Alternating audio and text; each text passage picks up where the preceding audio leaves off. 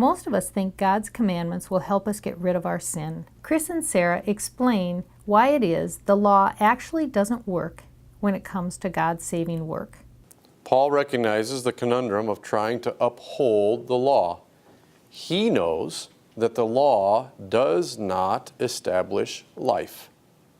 God didn't establish life when he said, do not eat or eat, but only ends in a feeling of weight of being accused and thus cursed. So the law only makes you look in on your belly button.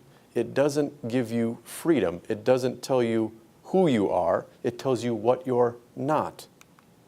In short, the law does not result in a person being able to justify himself or herself. It actually ends up creating tapes in your head. It does not help you achieve righteousness before God. Why? Because, again, back to the stop sign or the speed limit sign. It tells you what you should do, and you'll start analyzing yourself, which is no longer actually loving God. It's self-absorption. And so the law is God's unexpected work. By contrast, Paul finds the law doing an alien or unexpected work of God. The law subjects everyone under the same judgment by exposing a person's inability to live up to the law. That's what it does. One way we talk about this is what Paul is identifying, what we're talking about here is the futility of the law. Now, some of you know I used to be a corporate attorney, went to the University of Minnesota Law School and was a corporate attorney for a while. And I'm going to let you in on a little lawyerly secret here, which is most attorneys will admit, if pressed, that they understand the futility of the law. Let me give you an example of what I'm talking about. My first semester of law school, University of Minnesota, pretty good-sized law school, mandatory first-year class on legislation. I was taking it by a professor who literally wrote this huge textbook we were reading. And one of the very first things he had us do was break into small groups and write a leash law. That was it. Just write a leash law, city code, city ordinance. And then, so we were all quite eager, arrogant, pretty convinced we could write a leash law, no problem.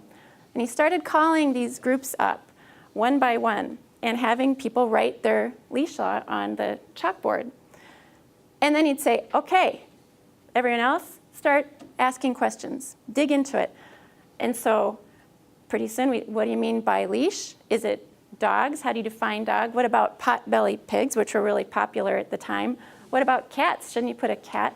How do you should there be a certain length of the leash? What about those retractable things where they can run for a while? And isn't the purpose really for safety? So what about cleaning up after the dog goes to the bathroom? Shouldn't that be included too? And pretty soon, nobody wanted to go write their leash law because we were all pretty convinced that we were just going to get criticism left and right, and you see all the holes, and you can't even write a simple leash law, let alone fulfilling the law of God. And this is why we talk about the futility of the law. You can't even write a simple leash law cleanly. You can't do it.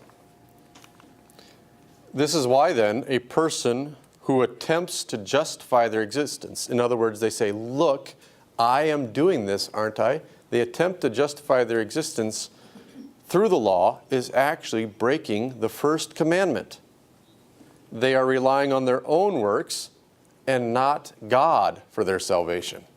So you actually break the first commandment when you start saying, see, I have done a good work. This confines everything we do then under the accusation of sin. The key here is everything you claim credit to do. Being imprisoned under the weight and accusation of the law is an attack of our own abilities and claims of righteousness. And this is what makes the biggest pinch, is yes, there's nothing you can claim to do that you can say God is going to be appealed. And that is the death of your eye, which is why this pinches. It is killing you, literally.